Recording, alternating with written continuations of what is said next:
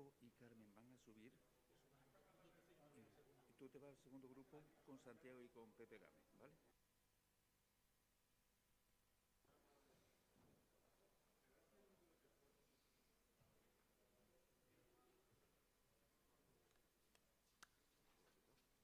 Donde quieras. Perfecto. Paco.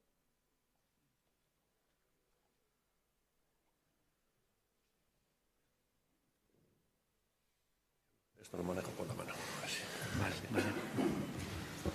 ¿Vosotros vais a utilizar PowerPoint? Sí. Bueno, pues luego cambiáis, ¿vale? Luego cambiáis cuando terminemos, ¿vale?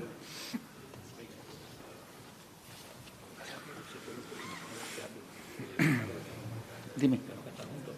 Sí, luego me pongo yo en la Como esquina. él va a ir primero, ¿vale? Nos ponemos aquí. Vale. Bien, buenas tardes.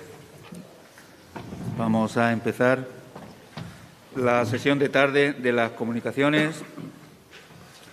Tiene en primer lugar la palabra don Joaquín Serrano Rubiera, ingeniero industrial.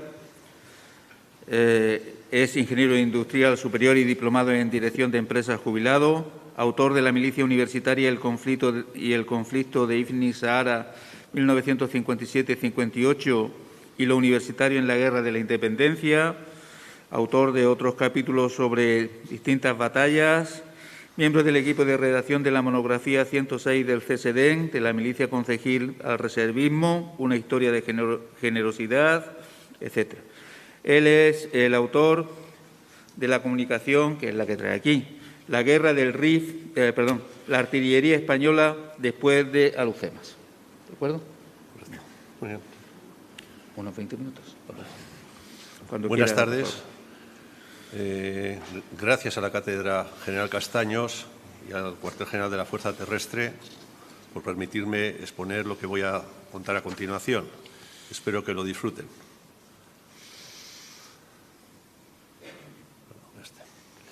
Vamos a ir un poco rápido porque estos planos se han ido mostrando a lo largo de la mañana, pero vamos a ir de más a menos y explicando que el protectorado español de Marruecos tenía en realidad dos zonas, la zona norte y la zona sur, muy desconocida porque hasta el año 57, hasta el año 58 no se devolvió a Marruecos.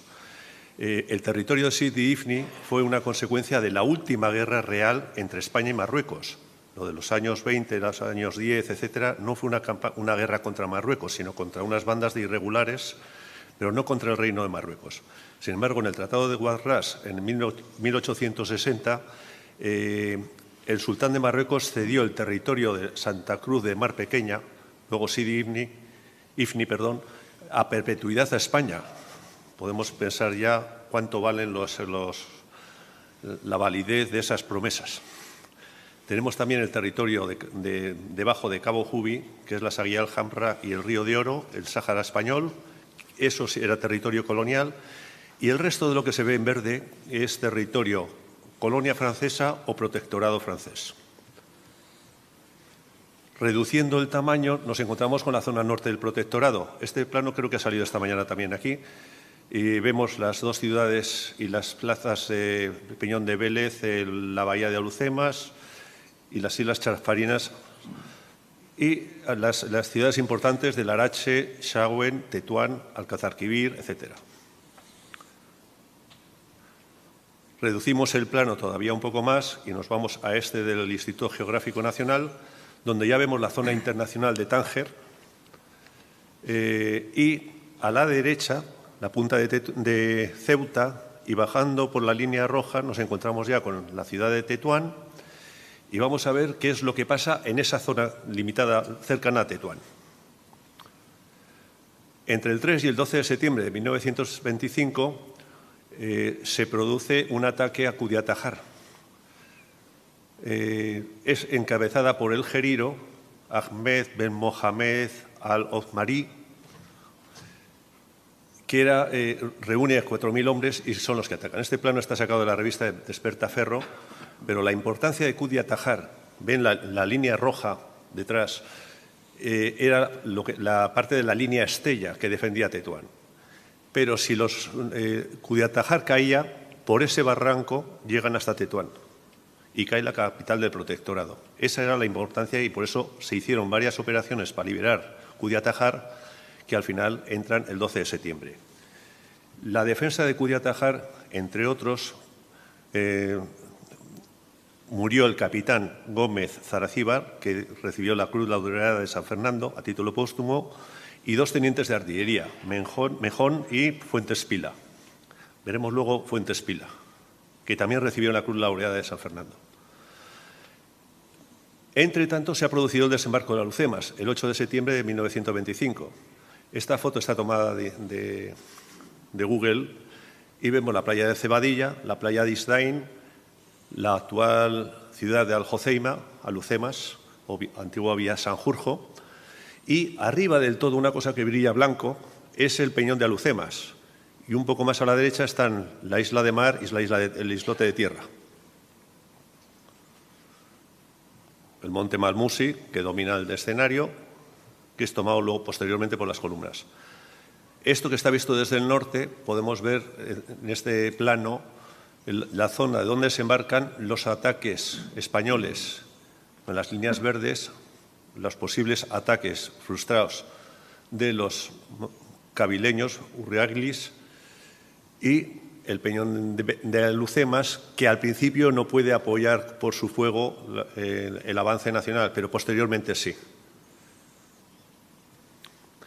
Y nos vamos a la zona de Beniozmar, donde se ha producido anteriormente el ataque de Cudiatajar, pero este plano está tomado del libro de la historia de las campañas de Marruecos, le he quitado las flechas y así nos hacemos una idea un poco más aproximada de cómo funciona, cómo se va a plantear la defensa primero y el ataque posterior por lo que ocurre ahí. Estamos hablando ya del mes de septiembre del 25, daremos un salto a diciembre, pasaremos a febrero y la operación será en el mes de marzo. Los objetivos, esta es una panorámica que se extiende, ocuparía hasta aquí de lo que se ve, pero yo he seleccionado lo que es el monte Buceitún a la izquierda, el Sidi Kernin, que le llaman el Gorro, y luego veremos por qué se le llama el Gorro, que es donde aparece un cañón enemigo que el día 28 de septiembre empieza a tirar sobre Tetuán. Esta es la posición del Alcazaba con los restos, o bueno, las reliquias de unos cañones moros de la guerra de 1860, encima de la plaza de Tetuán. Al fondo se ve la línea blanca, es el río Martín. Y las piezas que se usan normalmente son la artillería ligera, los cañones de 7,5. Voy a hablar con la nomenclatura que se hablaba entonces, de 7,5, no 75. 7,5 Schneider y 7,5 Senchamón, que el coronel Tejado ha hablado de cuando se adquirieron 100 cañones. Bueno, pues esos cañones se usaban ya como artillería de posición. Esta foto es muy bonita, en mi opinión, porque vemos ahí 4 piezas de artillería Schneider de obuses de 15,5 que están apuntando hacia las montañas del fondo. El pico más alto es el Buceitún. A la izquierda, que se ve una especie de aspa, es el Gorro, que si se fijan, allí decían que era el gorrillo legionario. Tiene cierto parecido. El dedo corresponde al dedo de mi padre, que lo puso delante de la cámara para decir dónde estaba el cañón moro que disparaba sobre Tetuán. Se ha quedado un poco desplazado, pero luego lo marcó con lápiz. Pero a mí me parece una foto curiosa, cuando menos. Seguimos. Estos son los obuses del 15,5 Schneider. Y en el mismo momento que empiezan a tirar sobre Tetuán, despega la aviación, la aeronáutica militar. Entonces, fotografía la zona, el piloto es el capitán González, el observador es el capitán Job, y se detecta una cueva en la Sierra Moquedasén y con un camino, y parece que dentro de la cueva es donde se refugiaba el cañón. Y abajo a la derecha está el emplazamiento, que hay una cañonera que protegía y desde ahí tiraba sobre Tetuán. Por el lado contrario, visto desde el sur, por el mismo piloto y el mismo observador, vemos el puerto, vemos ahí la forma del gorro legionario, la pista y el posible emplazamiento, y al fondo la ciudad de Tetuán. Bueno, pues según empiezan a cañonear, el mismo 29 de septiembre empieza a contrabatir la batería del 15,5 de Melilla, instalada en el hipódromo que estaba ya en el llano del río Martín. Cuando ya localizan los observatorios y la aviación el emplazamiento más o menos, desplazan la batería a la Alcazaba, es decir, de abajo al punto más alto, a la Puerta de la Reina, y a partir de ahí está permanentemente contrabatiendo. Esta foto también la sacó mi padre y yo me encontré que señala, habla de cañones moros. Esto es en la Navidad de 1925. Y a la derecha abajo pone casa. Era donde fue a vivir con mi abuelo, a acompañar a mi abuelo, que era comandante de artillería y que vivía en esa casa. Pero se ve perfectamente el Buceitún y el emplazamiento de la pieza mora. Este es mi padre, tenía 18 años, estaba en tercero de carrera, fue el ingeniero industrial más joven de su promoción. El que se ve por detrás de perfil es el comandante Serrano. Entonces, estuvo visitando la posición de la Puerta de la Reina. Bueno, no sé si le gustaría o no le gustaría. Los temas bélicos o gustan o no gustan, o sea, no hay términos medios. Nos pasamos ya a febrero del 26. El cañón moro sigue disparando, y el día 20 de febrero causa 4 muertos y 4 heridos en la calle principal de Tetuán. Con lo cual, el sentimiento general de todas las unidades, de todos los mandos, era que había que ir a por el cañón, para lo cual se organiza una operación. Es la operación que yo he llamado sobre Beniozmar de marzo de 1926. Esta es la portada del diario que redactó mi abuelo. Iremos viendo partes y iremos sacando unas conclusiones de lo que se cuenta en ese diario. Se organizan 4 columnas. El esfuerzo principal lo va a llevar la columna de la derecha, se llama así, de la derecha, del coronel Millán Astray. Lleva 4 banderas del tercio, con la 5ª, 6ª, 7ª y 8ª. No está el general Ruiz Benítez, pero yo creo que es la primera operación de la 7ª bandera. En ese mes de marzo. No estoy seguro, pero me parece... Pero vamos. 2 batallones de Regimiento de Infantería de Ceuta, 3 compañías de zapadores, 2 de Marruecos, de Tetuán y 1 de Sevilla, una batería de acompañamiento de 7 centímetros y los servicios. Se organiza otra columna por la izquierda a cargo del coronel Orgaz, con 4 tabores de regulares, 3 de Tetuán, 1 de Larache, 2 batallones del Regimiento de Infantería de Serrallo, 2 compañías de zapadores, una de Tetuán y la otra del sexto regimiento, y una batería de 7 centímetros y servicios. Las baterías de Schneider de 7 centímetros eran de montaña, de acero de montaña, con lo cual se desmontaban y acompañaban el avance de la infantería. Pero se encuentran también con 2 columnas de flanqueo. La derecha, el teniente coronel Álvarez Coque, con 6 mías de infantería y 3 mías de caballería de la Mejala de Tetuán, y un batallón de cazadores de África. La columna de flanqueo izquierdo del teniente coronel Sáenz de Burruaga, con la intervención de Beniozmar, un tabor de Jarca y un batallón de cazadores de África número 3. Esta es la masa de maniobra que va a operar. Perdón. Pero ¿y qué pasa con la artillería? Hemos visto que cada columna de derecha y de la izquierda llevan una batería de 7 centímetros, pero además se organiza la artillería a cargo del coronel don Joaquín Perteguer, que es el jefe del Regimiento de Artillería Mixto de Ceuta, con 11 baterías. El sector número 1 es el que acompaña a la columna del coronel Millán Astray, que lleva 2 baterías de obuses del 15,5 instaladas en Ben Carrich y Tamuda, 2 baterías de obuses del 10,5 en Fuentes Pila y Nator Principal, baterías en este caso ya son de montaña, una batería ligera de cañones de 7,5 en Loma Artillera y una batería de posición con cañones de 7,5 en Ben Carrich como reserva. La segunda columna del coronel Orgaz cuenta con una batería de obuses en la Puerta de la Reina, que hemos visto antes que estaba en la Alcazaba de Tetuán, en la Puerta de Baj Ocla, una batería de obuses de 10,5 en la explanada entre los gorges una batería de posición de cañones de 7,5 en Gorges Sur, otra batería de posición en Kitsán, abajo, y una batería ligera de reserva en Tetuán. Este plano está sacado en el Instituto de Historia y Cultura Militar, lo encontré en la documentación, en la sala de investigadores, y aquí se ven, yo creo que se ven en la batería de Kitsán, las baterías de Tamuda, etcétera, etcétera, que son las que van a apoyar el avance. Hay un plano de estos por cada uno de los días, es decir, el 4, 5, 6 y 7 de marzo del año 26, en el cual pues, se ponen objetivos, etcétera, etcétera. Vuelvo al plano que hemos sacado antes, que le había quitado las flechas, y aquí se describe perfectamente la operación. La columna de la derecha arranca de Bencarrich hacia la meseta de Jafa del Duira.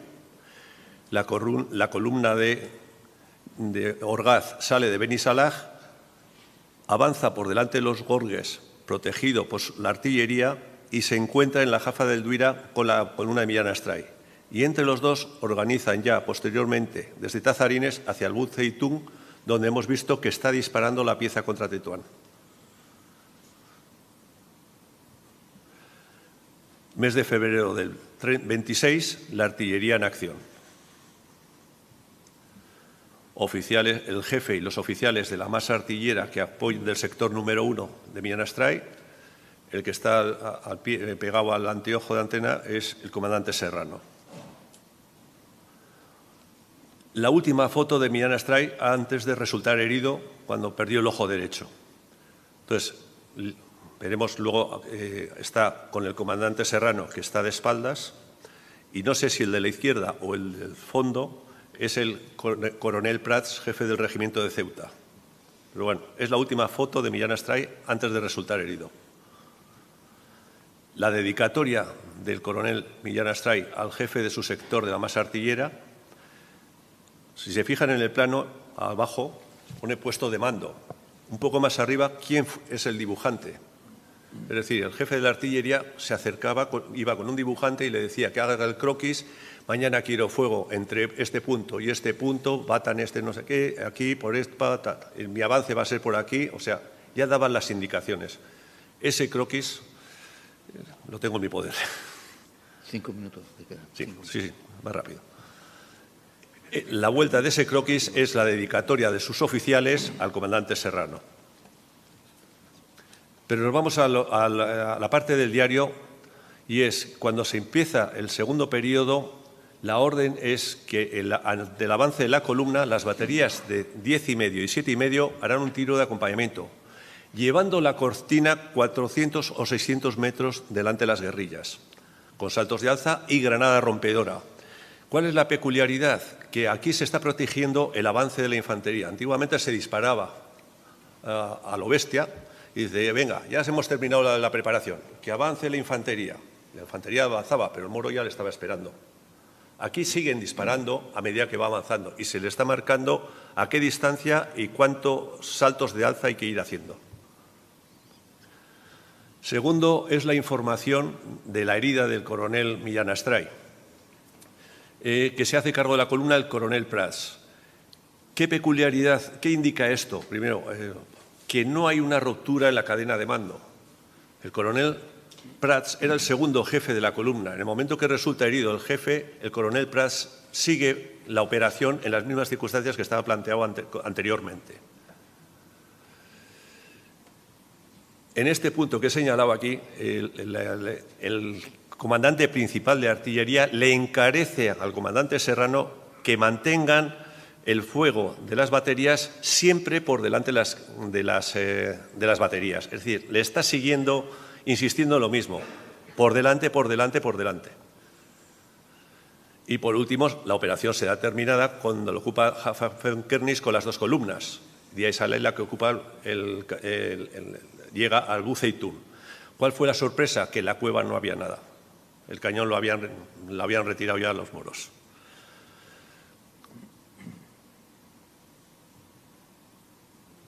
Perdón, me estoy pasando para adelante.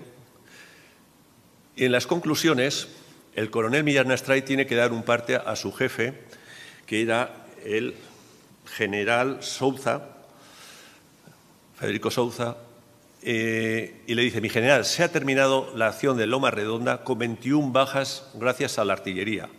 Y dirigiéndose a los artilleros dice: sin ustedes esta ocupación nos hubiese costado 200 bajas más. Mucho se tiró, pero muchas vidas se ahorraron. Bien empleadas están los proyectiles. El comandante Serrano atribuye el éxito a la preparación de los capitanes de las baterías y a la disciplina, perfecta organización de los artilleros. Estos son los oficiales. Si alguno tiene curiosidad, le puedo dar los datos, salvo de los 2 alféreces finales, que no he encontrado ningún dato. El parte que da día a día y batería a batería el consumo de munición. Las 2 bajas que tuvieron, un muerto y un herido, por un disparo de mortero. De los 3 que hicieron, el tercero causó esas bajas. Y ya las espoletas que se utilizaron se quejan un poco de un fallo de un 30% de los proyectiles, que a mí, para investigar cosas de la guerra civil, pues puedo suponer que el 30% podían ser igualmente fallidos. Los proyectiles que se usaron, de 7, 7,5, 10,5, 15,5, las piezas, cañón de montaña Schneider de 7 centímetros, 7,5, 10,5 y 15,5. Muchas gracias por su atención.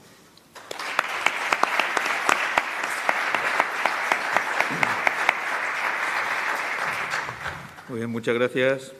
Tienen a continuación la palabra don Francisco Durán Alcalá y Carmen Ruiz Barrientos. Francisco Durán Alcalá es licenciado en Filosofía y Letras por la Universidad de Córdoba, profesor agregado y director del Instituto Álvarez Cubero de Priego de Córdoba. Desde el año 93 ha desempeñado los puestos de vicepresidente y director del Patronato Municipal y Museo Niceto Alcalá Zamora y Torres de Priego. Ha coordinado 9 congresos sobre el republicanismo. Ha participado en proyectos de investigación como las actuaciones del Tribunal de Responsabilidades Políticas en Andalucía, 1937-1945, el exilio de los andaluces de 1939, es autor de numerosos artículos y comunicaciones sobre temas de memoria histórica en distintos periódicos, revistas y actas. Y entre sus publicaciones destacan la edición de 24 tomos de las obras completas de don Niceto Alcalá Zamora y Niceto Alcalá Zamora y Torres, un ejemplo de recuperación de la memoria histórica colectiva, el legado de Alfredo Cabanillas, 1894-1979, etc. Carmen Ruiz Barrientos es también licenciada en Filosofía y Letras por la Universidad de Córdoba, profesora ya jubilada de Geografía e Historia, autora de numerosos artículos y comunicaciones sobre distintos temas, y entre sus libros destacan La confección al sur de Córdoba, Puentes para la historia de Priego de Córdoba, Archivo notarial, parroquial y municipal, Casa natal de Guía del Museo Casa Natal de don Niceto Alcalá Zamora y Torres, etc. Las publicaciones son bastante amplias. Ellos nos van a hablar, su comunicación versa sobre un testigo de la guerra del Rif, las crónicas de Alfredo Cabanillas en el Heraldo de Madrid. Cuando queráis. Claro. Muy buenas tardes, señoras y señores. En primer lugar, agradecer el poder participar en estas 15ª Jornadas Nacionales de Historia Militar. Desde el Patronato Niceto Alcalá Zamora, nosotros vamos a tratar de presentar unos datos acerca de Alfredo Cabanillas Blanco, un actor presencial de los sucesos fundamentalmente ocurridos en Monterruiz y del que este patronato cuenta con parte de la documentación entregada a él en depósito. En primer lugar, vamos a comenzar hablando unos datos biográficos acerca de Alfredo Cabanillas. Él nace en Madrid en el año 1894 y a los 14 años consigue su primer trabajo en el Banco Credit Lyonnais. En 1915 entró como colaborador de Correspondencia Española y en este mismo año conoce a Rodrigo Soriano, periodista y político fundador del periódico España Nueva, del que sería su secretario. A mediados del año 1915 publica su primer libro titulado Ocaso de sangre, inspirado en los años sangrientos de la Primera Guerra Mundial. Libro premiado en 1921 con las palmas académicas por el gobierno francés. En julio de 1921 se produce el desastre de Anual. Con este motivo es enviado a África para cubrir como corresponsal de guerra las noticias acaecidas en el frente que eran publicadas en el Heraldo de Madrid. El presidente de la Segunda República, Manuel Azaña, lo nombrará jefe de gabinete de prensa de la presidencia. También será nombrado vicepresidente del partido Unión Republicana, presidido por don Diego Martínez Barrio. Otros cargos que también ostentaría sería el de vocal del Consejo Nacional de Cultura, junto con Antonio Machado, y la organización del Teatro Nacional, entre otros muchos. El Ayuntamiento y la Diputación de Córdoba lo nombrará embajador en Madrid para ayudar a la tramitación de cuestiones de estas instituciones en la capital. Todo esto va a comenzar a cambiar a partir de la sublevación militar del 18 de julio de 1936. Cabanillas había decidido seguir al frente del periódico hasta el final de la guerra, y eso a pesar de las amenazas que recibía. Pero en la mañana del domingo del 31 de julio de 1937 será destituido. Por este motivo, tomaría un pasaporte e iniciaría un viaje hasta Valencia. No sin problema, y el día 1 de agosto de 1937 se embarcará en el barco francés Imiretti, segundo rumbo a Marsella. Pocos días más tarde lo haría junto a su esposa en el transatlántico italiano Conte Grande, rumbo ya a Buenos Aires. Una vez instalado en Buenos Aires, establecerá contacto con el conde de Guadalhorce, ministro de Obras Públicas en el año 1926, y los cordobeses, el ingeniero de caminos Rafael Delgado Benítez y el pintor Cuenca Muñoz. Cabanillas va a aceptar la dirección del Diario Español y posteriormente fundará el semanario Cartel y llegará a ser incluso colaborador del propio Perón. En Buenos Aires llevará una vida sin estrecheces, pero al igual que otros muchos españoles no olvidará su patria y ansiará su vuelta. Esta no llegará hasta el año 1964 y tras 27 años de exilio, donde se instalará primero en Madrid y después en Córdoba, donde continuará su labor periodística publicando artículos en el diario ABC desde los años 1966 hasta el año 1979 en que fallece. A través de esta comunicación trataremos de acercarnos a la realidad de un conflicto armado que se convirtió en un desastre y una de las muchas crisis que socavaron los cimientos de la monarquía de Alfonso XIII. Para desarrollar la presente comunicación hemos contado con diversas fuentes. De entre las fundamentales son las propias notas biográficas, en este caso escritas al final de su vida en los años 70 y de la que se conservan mecanografiadas varios centenares de cuartillas. Hemos utilizado también su obra literaria, así como su labor periodística recogida fundamentalmente en el libro La epopeya del soldado, desde el desastre de Asnúa hasta la toma de Monteruiz, rastreando en la medida de lo posible las hemerotecas de la época. Ha sido de un valor indiscutible la donación realizada al Patronato Don Niceto Alcalá Zamora y Torres por doña Carmen Pilar Román Romero, legataria de la obra de Alfredo Cabanillas, con la información de su vida personal y profesional. En el capítulo de archivos también hemos consultado el archivo de la memoria de Salamanca. Centrándonos en los temas de estas jornadas, pasaremos a desarrollar nuestra comunicación comenzando con una nota sobre los antecedentes del conflicto que obviamente vamos ahora a eliminar por razones de tiempo, pero que estarán incluidas cuando se publiquen las actas del mismo. Como es sabido, el comandante general de Melilla, general Silvestre, era reglamentariamente subordinado de Berenguer, pero su carácter soberbio, su mayor antigüedad como general, su amistad con Alfonso XIII le hacían difícil de mandar. Intentó iniciar un avance en el año 1920 sin ser autorizado desde Madrid y en el año 1921 trazó un plan de campaña que consistía en penetrar a través del Rif para llegar a Lucema. El enemigo que tenía enfrente era un antiguo colaborador de los españoles, encarcelado más tarde por las autoridades, Adelcrín, hijo del caíd de los Beni Uriagel, que desde el año 1919 preparaba la resistencia que su padre había alimentado durante años y que en el año 1920 le sucedió en la jefatura de la tribu. En el tórrido verano de 1921 la vida de las tropas se hizo difícil. La guerra se llevaba con una improvisación acostumbrada sin que los aprovisionamientos pudieran seguir las líneas que cada día se alargaban más. A finales de mayo, un tabor de regulares desertó de la posición avanzada de Abarrán, que cayó en manos rifeñas. Fernández Silvestre continuó el avance a pesar de los avisos porque planeaba una victoria rápida que le asegurara políticamente en Madrid. En junio y julio, la mala colocación de las posiciones sobre el terreno se hizo evidente. Los tiradores de Adelcrín, así como los llamados pacos o paqueos, así es como llamaban los soldados españoles al sonido de los rifles de los rifeños, impidieron el movimiento de las mulas, de las aguadas y de los convoyes. Este asunto fue magníficamente tratado ayer en la comunicación del general Francisco José Corpas Guerrero, hecho que Cabanillas recoge también en sus crónicas. El general, todo este despliegue se vino abajo con la retirada convertida en desastre. El general Fernández Silvestre murió y el general Navarro cayó prisionero. En el campo rifeño quedaron sobre 12.981 muertos, 14.000 fusiles, 100 ametralladoras, 115 cañones y todo el material, incluida de la aviación.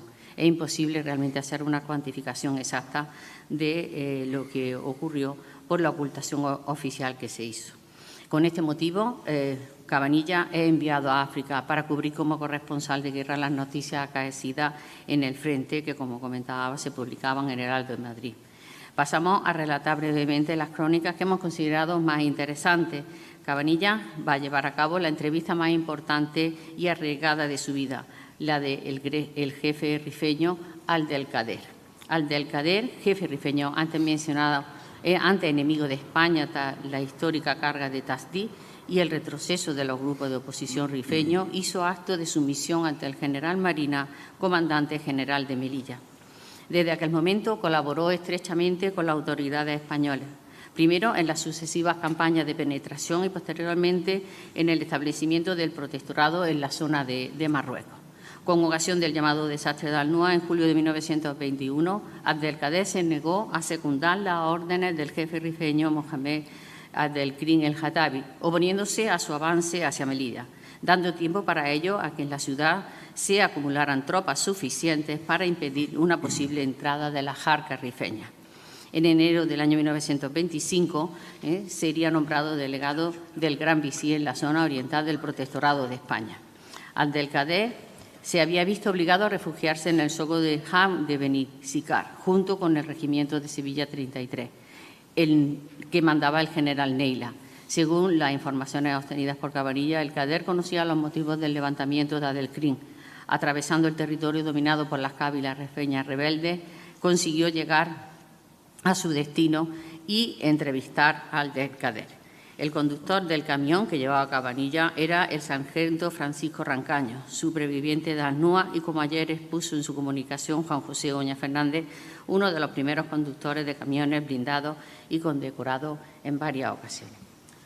Y la entrevista fue muy extensa y vamos a reseñar literalmente el motivo que, según Abdelkader, produjo el levantamiento de Adelkrim. Leo textualmente: el levantamiento de Adelkrim contra España, levantamiento al que se sumaron algunas cávilas del protectorado francés con su arma sin que este acto de rebeldía fuese iniciado o seguido por el mariscal de Francia, que representaba a este de modo claro y declarado, aunque sí consentido. Ese levantamiento que produjo más de 13.000 muertos en una sola noche, porque los alqueños sorprendieron a los jefes y oficiales y soldados españoles durmiendo y en los propios lechos, fueron matándolos y rematándolos a cuchilladas y a tiros. Adelkrim había reunido entre los cabileños del protectorado español, al que él pertenecía, y los del protectorado francés, cerca de 20.000 hombres armados hasta los dientes, que luego iban engrosando con el armamento que robaban a los propios españoles.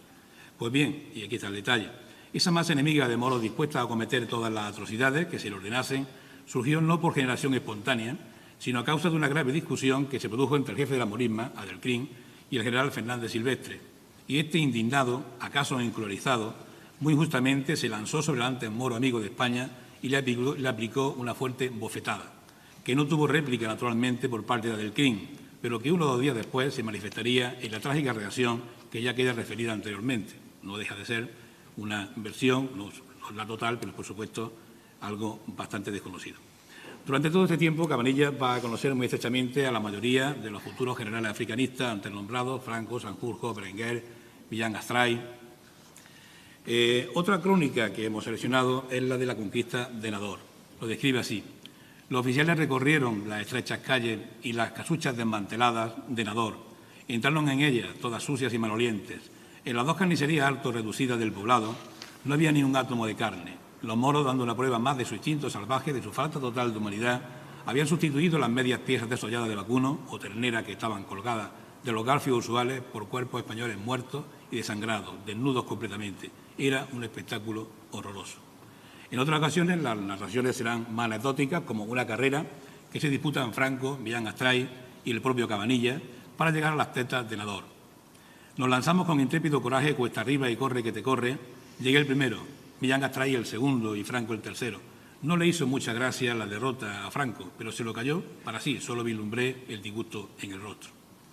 Pero quizás el testimonio, ¿no?, más interesante que nos cuenta Alfredo Cabanillas es la táctica empleada por Franco para conquistar el territorio cavileño. Tengan en cuenta que todos son testimonios literales del propio Alfredo Cabanillas.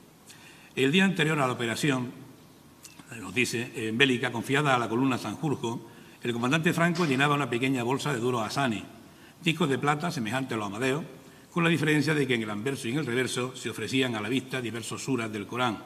Esos duros, muy codiciados por los rifeños, habían sido elaborados, como toda la moneda española, en la fábrica de la moneda de timbre de Madrid y entregados gradualmente en fracciones determinadas a los jefes de la morisma, como parte obligada del protectorado. Era un deber de España para con los moros que no podía dejar de cumplir. Franco, en la víspera del combate, llamaba a un moro amigo, de los pocos que, como no habían podido escapar, se quedó al otro lado, y le decía resueltamente: corre a la cábila tal, la que correspondiese al objetivo señalado para su misión, y le da esta bolsa al jefe de la misma, y le comunica que si mañana, cuando vaya yo con mis soldados a tomar la posición, no encuentro resistencia, le enviaré otra bolsa igual allí donde se halle. De ese comprenderá, concluye, por qué al hacer la descubierta todos los poblados estaban vacíos, y también se comprenderá por qué la columna Sanjurjo apenas tenía bajas y la columna Berenguer tenía muchas. También va a participar en una labor de salvamento en Casabona, donde trasladan, en cuestiones extremas, a 8 soldados al hospital, hecho que le va a ser reconocido por el Ministerio de Guerra, concediéndosele por mérito de guerra la Cruz del Mérito Militar con distintivo blanco, condecoración que tendrá que renunciar a ella porque los derechos de la medalla eran 700 pesetas que no poseía, ya que en aquel tiempo significaba más de 3 meses de su propio sueldo. La última crónica de Alfredo Cabanillas, presenciada personalmente, será la matanza de Monterruiz. Nos describe: íbamos por encima de los cadáveres españoles medio desnudos, aplastándolos con las anchas ruedas, con los duros neumáticos del camión. Renunciamos a la marcha en el camión y seguimos a pie, ganando los escasos metros que faltaban para llegar y entrar en el reducto, donde nos detuvimos llenos de espanto. 3.500 soldados españoles, toda la guarnición que estaba al mando del general Navarro, habían sido sacrificados bárbaramente por los secuaces del CRIM. Aparecían los cadáveres casi desnudos, con los pantalones arrancados, hundidos, la mayoría en los abrevadores de las bestias. La grosera y repugnante lujuria de los rifeños se había ensañado con ellos y luego los había degollado de manera salvaje. Un hedor irrespirable. Hacía imposible la permanencia allí. No obstante, allí permanecimos hasta que llegaron las autoridades máximas, el alto comisario, general Damaso Berenguer, Sanjurjo, Millán Astray, Franco y otros muchos. Esta fotografía, precisamente, que también antes ha sido puesta, es la que está describiendo Cabanillas, que se encuentra precisamente en este lugar de la fotografía. Tras el desastre anual, el general Silvestre desapareció y sus restos, como se ha dicho, nunca fueron encontrados. Las pocas fuerzas que pudieron salir vivas retrocedieron hasta el campamento de Monterruiz, bajo el manto del general Navarro, segundo jefe de la comandancia de Melilla. Pero esta posición también, como he dicho, fue cercada y cortada sus suministros, por lo que, vistas las condiciones, Berenguer autorizó la rendición el 9 de agosto. No obstante, los rifeños no respetaron las condiciones de rendición y entraron, como se ha dicho, a sangre y fuego. Nadie envió ayuda desde Melilla, situada a 40 kilómetros. Solo sobrevivieron 60 hombres, que tiempo después fueron canjeados vivos. La razón de mantener con vida solo una pequeña parte en lugar de acabar o capturar a la totalidad ha sido discutida y sigue siendo discutida, ¿no? Pero una de las razones que apunta es la intención de los rifeños de evitar que finalmente lo que finalmente fue una de las causas de la victoria final española, al ser atacados con armas químicas, bombas envenenadas en la terminología utilizada por algunos rifeños. Cabanillas nos dice finalmente en su memoria que nunca pudo averiguarse la verdad de lo ocurrido al general Navarro, las conversaciones o los chau chau que con él y la Morisma asaltante se celebraron y cómo llegaron a establecer un acuerdo criminal que a él salvara la vida a costa de la muerte vil, indigna, perversa de toda la guarnición de Monterruiz. Todo esto va a causar una profunda huella en Cabanillas y será el motivo por el que pedirá a su director la vuelta a Madrid, que le será concedida unos meses posteriores. La cuestión de las responsabilidades es un tema político que coleó, y se ha hablado también hoy, que sigue coleando en la vida política española. En principio se vieron afectados muchos mandos del cuerpo de ocupación de Melilla, Berenguer y el mismo Alfonso XIII, razón por la que los juicios de la oposición monárquica fueron siempre más moderados. En el libro La epopeya del soldado, pues Alfredo Cabanillas no duda en atacar al Gobierno y algunos mandos y pedirle responsabilidades, aunque reconoce que los soldados no tenían preparación y faltaba artillería. Va a ir más lejos, como también se ha dicho, pidiendo responsabilidades que llegan hasta el propio rey. Siempre siguiendo en los acontecimientos, como han visto, en primera línea, viviendo los peligros, defiende al soldado, critica la torpeza de algunos mandos y, sobre todo, rechaza múltiples elogios a los médicos, a las enfermeras, denunciando el mal estado de los hospitales y la deficiencia del material sanitario. En muchas ocasiones, va a ver la muerte muy de cerca, los desastres de la guerra y la impotencia, que será lo que le llevaría al hastío. Las canciones populares, creo que se trataron en otra comunicación, y todos estos artículos pues, fueron publicados en Heraldo de Madrid, con algunas anotaciones, y pasaron a un libro, algunos de ellos, llamado, como hemos dicho, La epopeya del soldado, del desastre anual hasta Monterruiz, publicado en Madrid, en la imprenta clásica española en el año 22, y reeditado por la Diputación de Córdoba y el Patronato de Alcázar Mora en el año 2010, como edición facsímil de la Biblioteca de Actos Recuperados. Muchísimas gracias.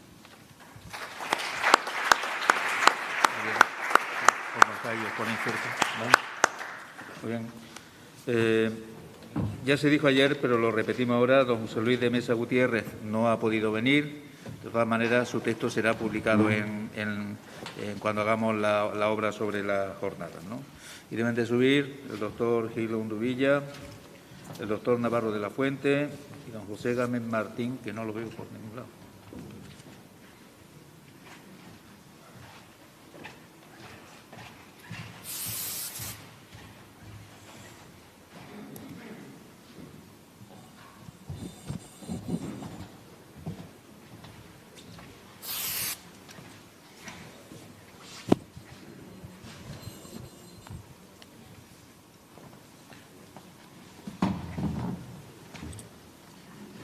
Hay que darle el escape aquí. Muy bien. Bueno, el doctor Joaquín Gil Unduvilla es coronel del Cuerpo Jurídico, doctor en Historia Contemporánea y también doctor en Derecho, autor de varios libros, de más de una decena de libros y de numerosos artículos publicados en obras colectivas, congresos y revistas científicas sobre la Segunda República, la Guerra Civil, la historia militar, la historia de la masonería. Hombre, desde el día de hoy va a ser recordado por ese gran error que ha cometido cuando presentó al ponente de la tarde y le dio mi nombre, llamándole Leonardo Álvarez Rey. En lo que respecta a la parte académica no se lo vamos a tener en cuenta, ¿de acuerdo? Ya la parte militar no es de nuestra competencia, ¿de acuerdo? Él nos va a hablar, siempre él ha protagonizado la anécdota del día y hoy nos va a hablar sobre... Y estas pinceladas de humor algunas veces hay que tenerlas también para distendir el ambiente, ¿no? Él nos va a hablar de republicanos y masones, los otros africanistas. ¿Tú quieres? Con su permiso, mi general.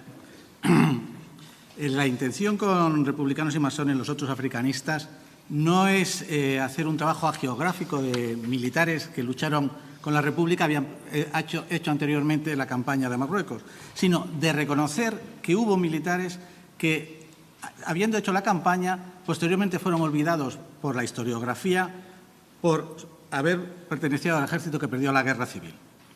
Pero vamos, lo fundamental que tenemos que comenzar es saber a qué nos referimos cuando hablamos del concepto de africanistas.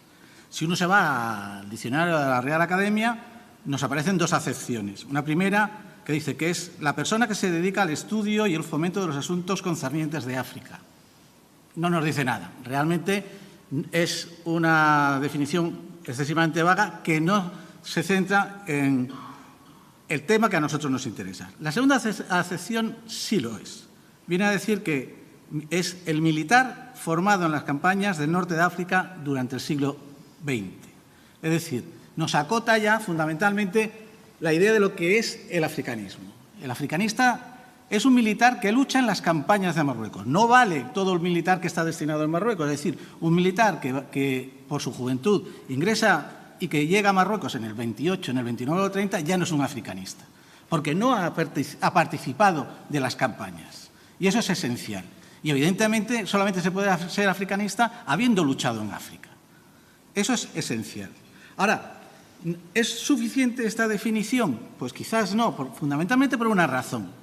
Porque existen una serie de estereotipos, una serie de ideas sobre el africanismo que han nacido muchas veces de una historiografía a veces sectaria y a veces de unas corrientes de opinión también muy dirigidas, en la que vienen a entender el africanismo o al africanista de una manera peyorativa. Este es un africanista. Y se refieren muchas veces al concepto de africanismo a aquellos que han participado en la guerra civil y la han vencido. Evidentemente no se equivocan, porque todos los grandes militares que intervinieron en la guerra civil y van a formar parte del ejército que al final va a ganar la guerra, habían participado en la guerra de África, se habían formado en África. Es decir, podemos decir que aunque sea una manera peyorativa de referirse a los africanos, la mayoría de los militares del bando sublevado o nacional, llamémosle como se le quiera llamar, son africanistas. Pero todavía podemos encontrar otro concepto todavía más peyorativo, que es el que dicen, estos son africanistas. ¿Y a quién se refieren? Pues se refieren a una serie de militares que la idea es que sean soberbios, muy reglamentaristas, con poco respeto a los subordinados, incultos y a veces hasta viciosos. Alcohol, mujeres, juego. Está basado en ideas que a veces han salido en libros muy buenos. Pando, por ejemplo, refiere a algunos problemas que hubo. Estos problemas muchas veces vienen también del periodo de no intervención que hubo durante la Primera Guerra Mundial y que generó que las tropas y los oficiales estuviesen en los cuarteles. Pero vamos, esta idea se liga a una imagen del militar, ya no solamente español, sino al militar colonial europeo, que lo podemos encontrar en novelas como la escrita por Christopher Wren, Boyest. No se refiere a militares españoles, pero sí se refiere a militares en África y a militares en zonas muy próximas y a zonas desérticas. Christopher Wren no es un autor francés, es un militar británico, pero le dio por escribir sobre la Legión Francesa y escribió 3 novelas, fundamentalmente la más conocida es Boyest. En ella aparece un personaje que es el sargento Markov, que es la idea de ese militar al que hemos querido reflejar en esta idea peyorativa del concepto del militar autoritario. Pero ni siquiera la imagen de Markov en la novela es la que más va a marcar este cliché, sí la cinematográfica de la película de William Wellman, en la que es una película que interpreta Gary Cooper, pero que el sargento Markov, que quien haya visto la película se le va a quedar marcado con una cicatriz que le cruza la cara, es tomado siempre por el director, por William Wellman, de abajo arriba para su exageradamente capacidad de hacer sufrir a sus subordinados, se vea como una autoridad radical. Esto lo volverá a hacer, y esta idea maniquea de la expresión simbólica en la cinematografía lo podemos encontrar también en Full Metal Jacket, en la chaqueta metálica de Kubrick, en El Sargento. Y entre el 39, donde es la película de Wellman, y el 87 de la película de Kubrick, muchos señor, sí señor, una idea que siempre ha jugado en una cinematografía que ha simplificado el lenguaje castrense. Evidentemente, nosotros nos referimos con respeto a nuestros superiores, pero el símbolo de lo que nosotros queremos representar es exacerbado, es alterado con este tipo de criterios de maniqueo, exageración de unos gestos que realmente son costumbre militar. Y eso marca esta idea de ese concepto peyorativo de lo africano. Pero ¿es africano simplemente esto? Mira, de todos los libros que yo he leído sobre África, hay un artículo muy extenso, que no llega a ser libro, que es el que más ha marcado mi idea de poder interpretar lo que es el africanismo. Es un trabajo del coronel Maschao que se llama La formación de la conciencia africanista del Ejército Español, 1909-1926. El trabajo fue escrito y publicado por los Servicios Geográficos del Ejército en 1988. Esto es un pequeño libro o un trabajo tipo cuaderno que no viene a significar muchas veces que no hay que escribir mucho para decir cosas interesantes. Y en el que Maschao viene y nos vinculamos, en este caso a 1921, a decir que el africanismo realmente nace en el 21, no nace antes, o la conciencia africana en los oficiales que al final van a ganar la guerra. ¿Por qué? Porque el 21 es la gran catarsis, es decir, los vicios y los defectos del ejército que han llegado a producir la debacle de Anual en julio de 1921 van a ser corregidos por los propios militares, por un grupo que se van a convertir en una élite que al final van a ser los que van a transmitir sus conocimientos a la siguiente guerra, que es la guerra civil. Cuando se habla, por tanto, de que son africanistas los que ganaron la guerra, evidentemente, porque son ellos los que aprendieron, los que tuvieron la capacidad de poder transformar el ejército desde dentro, lo que no se había permitido. Porque en esa misma molicie que había habido en los años 14-19, es decir, donde no se les había dejado intervenir, pues este ejército viciado fue transformado por ellos mismos. Es decir, es esa catarsis la que viene a hablar Maschao. Maschao viene a decir que las características de este nuevo grupo, de esta élite, son mayor profesionalidad y entrega a la vocación militar, un aumento en el peso específico de la infantería y la caballería frente a la tradición o al tradicional predominio de la artillería y el Estado Mayor, la formación de un espíritu de unidad entre todas las armas y cuerpos, la especial predilección por unidades voluntarias y profesionales y una plena camaradería y compenetración entre las unidades voluntarias. Pero, estando completamente de acuerdo con Maschao, yo creo que todavía para llegar a saber lo que es el africanismo hace falta algo más. Algo más porque el trabajo de Maschao se dedica, parafraseando a Pérez Reverte, a la línea de fuego. Es decir, se dedica a las operaciones, al combate. Pero el africanismo no solamente es combate. O sea, el militar, como pasa ahora en operaciones, pero como pasaba en el protectorado, hay momentos que están en combate, pero en continuo está ocupando. Y esa ocupación requiere algo que este grupo sí comprendió, y es que había que conocer a la sociedad árabe, había que asimilar sus costumbres, había que integrarse con ellos, había que conocerlos y había que tener una capacidad de integrarlos en las relaciones políticas. ¿Esto qué genera? Esto generó la formación de un nuevo grupo, que son los interventores. Es decir, no solamente hacía falta combatir, sino hacía falta controlar a esta población a la que muchas veces no se desarmaba, sino simplemente se pactaba con ellos. Esto es la función que viene a cumplir un grupo de militares que se van especializando en el conocimiento de la sociedad rifeña, en el conocimiento de la sociedad yebalí, en el conocimiento de las costumbres y hasta de las presiones y de las tensiones de las relaciones políticas que existían en este grupo.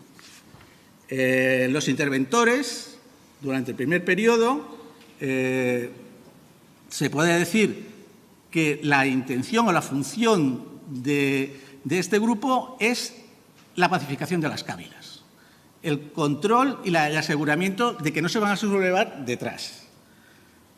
Cuando acaba la campaña, ya en 1927, la función cambia. Incluso el nombre de la intervención cambia. De las intervenciones militares se pasa a las intervenciones civiles. Seguían siendo los mismos personajes, seguían siendo los mismos oficiales. Oficiales que, además, no significaba que fueran especializados en la intervención, porque pasaban a unidades de combate y volvían a pasar a intervenciones, sino lo que generaba era una especialización por el conocimiento del idioma, por el conocimiento de las costumbres árabes.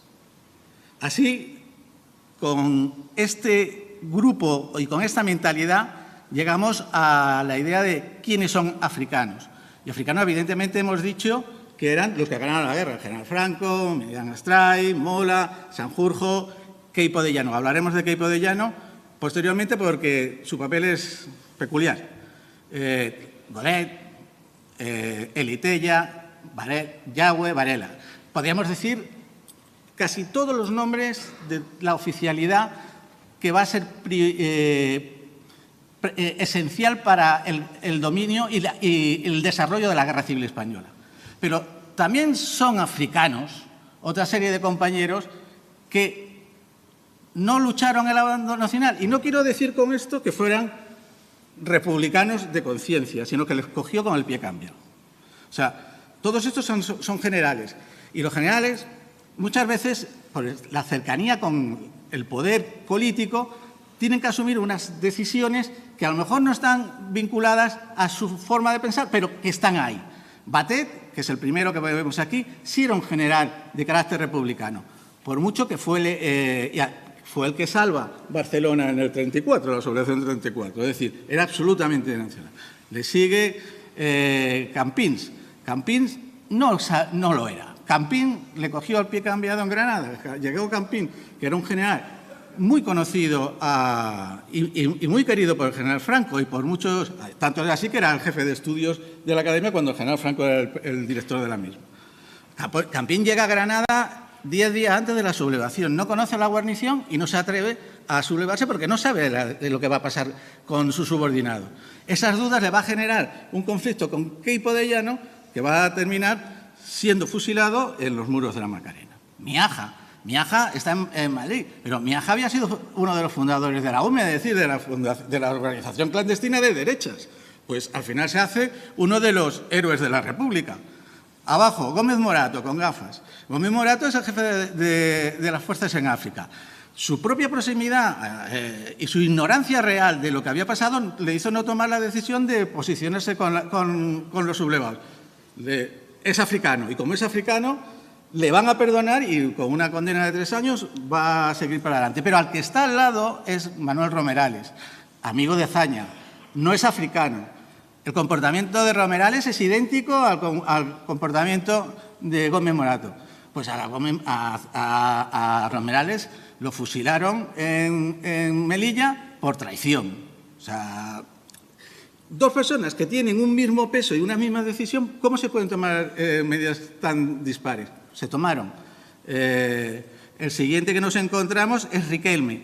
Es otro general del que ya se ha hablado varias veces y que, bueno, pues siguió con la República hasta el exilio. Pero vamos a centrarnos en algo que es para mí fundamental en el trabajo. Es la determinación de la conciencia política de los militares que se mantuvieron con la República. Cuando hablamos, dicen, no, es que estos militares eran republicanos. Bueno, sí, evidentemente. El primero que hemos puesto es Ramón Franco, pero Ramón Franco, hablamos de porque es republicano, porque era republicano, pero acabó luchando en el bando nacional y muerto en un accidente en el Mediterráneo.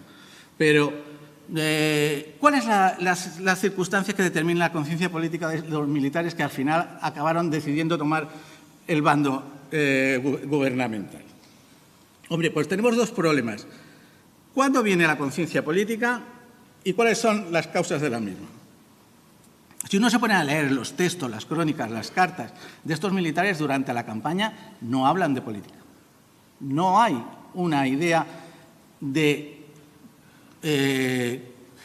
conciencia política previa a 1928, es decir, cuando las campañas se han acabado, que coincide con el proceso de politización de una España que va cada vez radicalizándose más y que va yendo hacia lo que va a ser el final de la dictadura de Primo de Rivera, la llegada de la República y el proceso de alta tensión que se va a ir desarrollando hasta que, después de las elecciones de febrero del 36, llega el Frente Popular.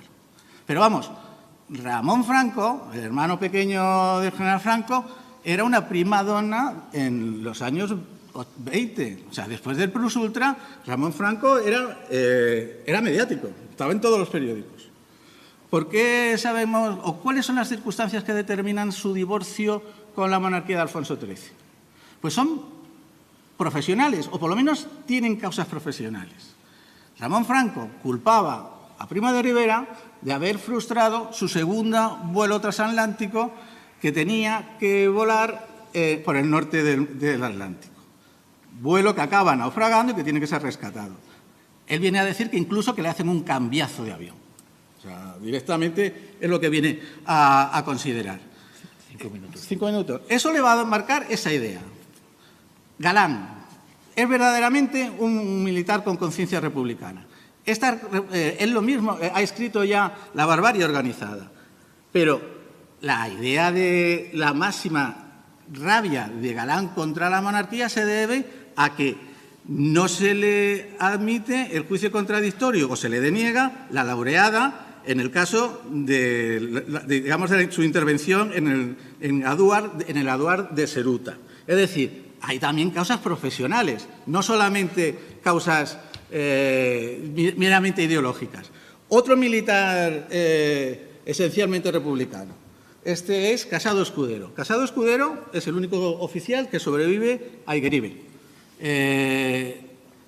Pide también, él es esencialmente republicano, tanto es así que pertenece a la UNRWA en el 1936 y, conforme comienza la sublevación, es ejecutado. Pero ser de la UNRWA en el 36 no significa que en el 28 tenga que tener el mismo carácter. ¿Qué le pasa? Pues algo parecido a Galán. Él pide la laureada que le es denegada. Son elementos que van a determinar, por una parte, una mayor divorcio de esta serie de militares con el gobierno que no le ha admitido. Bueno, aquí tenemos a Eduardo Pérez Ortiz, vamos a ir saltándonos, pero llegó a ser alcalde de Ceuta, vinculado a la masonería. Queipo de Llano. Queipo de Llano es un militar que en 1930 se subleva en un golpe de Estado contra la monarquía. El acto de Galán, de Jaca y Cuatro Vientos es un golpe de Estado que intenta acabar con violencia militar un régimen monárquico. ¿Por qué es el único general que se incorpora a este acto? ¿Por qué está? Porque se divorcia de la monarquía cuando no es ascendido a general de división por la Comisión de Generales. Eso le genera un enfado tremendo y Queipo era muy queipeísta. Entonces, esto va a determinar su divorcio. Luego, yo he leído cartas con Franco en la colección de Natalio Rivas, que se encuentra en la Academia de Historia, en la que dice, yo no soy republicano, Francisco, pero vamos, todo su periplo desde el 30 hasta el 35 es esencialmente hasta insultante con los compañeros monárquicos. Claro, así pasó que cuando vino a Sevilla los coroneles que estaban aquí no se fieron de ellos y no se sumaron. Y son al final los que van a sufrir el castigo de... Pero vamos, además de esta idea, luego tenemos una serie de oficiales, como puede ser Ignacio Hidalgo de Cisneros, que aquí lo ponemos con Constancia de Mora, que van a sufrir la influencia a través de una serie de mujeres que están muy comprometidas con la izquierda. Ignacio Hidalgo de Cisneros era un señor de Vitoria, con tierras en Soria, que tenía un buen vividor. Y se comprometió con la izquierda. Tanto es así que llega a ser el jefe de la aviación republicana. Hidalgo Ignacio de Cisneros escribe el mejor libro crónica sobre Marruecos y guerra civil, que es Cambio de rumbo, en el que cuenta su trayectoria desde lo que es el conservadurismo al comunismo, puro comunismo. Desde Bucarest, en el exilio, escribe y escribe extraordinariamente bien de Sanjurjo de Primo de Rivera y escribe y describe a compañeros suyos como Ramón Franco como unos ludópatas que se dedicaban a jugar y a gastarse el dinero de la nómina en los primeros días. Es decir, teniendo la libertad ya de poder decir lo que quiere, porque estaba fuera y estaba exiliado, Hidalgo de Cisneros respetaba a sus superiores a los que desde fuera se le estaba vilipendiando muchas veces. Lo mismo pasa con Virgilio Leret, otro militar que llegó a las ideas de izquierdas por su vinculación a su mujer, a Carlota O'Neill, que era una periodista hispano-mexicana que lo atrajo hacia la izquierda. Quizás sea la primera víctima de la guerra civil, al ser el jefe de la base del Atalayón, que fue defendida y fue el primer acto de resistencia el 17 de julio. Vamos a dejarlo así porque no tenemos tiempo. Y bueno, vamos acabando. Lo mismo pasa con la masonería. Tenemos a Edmundo Seco, a Lora Castañeda, o un personaje atípico y espectacular que es José Castelló del Olmo. José Castelló del Olmo es un militar al que el alto comisario civil y además primer alto comisario civil de la República, López Ferrer, lo manda a investigar la masonería y la infiltración de la masonería en el ejército en África. Eso lo hace vincularse y conectarse a la masonería, y los conspiradores del norte de África pensaban que era masón. Además, tenía la desgracia de ser interventor y de ser sobrino del general Castelló, que fue el primer ministro. Todo eso hizo que al pobre de José Castelló del Olmo se le condenara a 3 años y separado del servicio. Simplemente quiero acabar una cosa. Todos estos hombres no eran unos garrulos, ni estos ni los otros. Escribían, pintaban, dibujaban, opinaban, eran periodistas. Hay inquietudes intelectuales tremendas en estos grupos. Es decir, huyamos de los clichés. Tantos unos como otros siempre se sintieron pertenecientes a la misma élite, a la de los africanos, pero a la de los africanos vistos sin peyorativos, sino como elemento, como grupo que consiguió vencer una guerra que difícilmente se podía ganar sin un compromiso por parte de ellos mismos. Muchas gracias.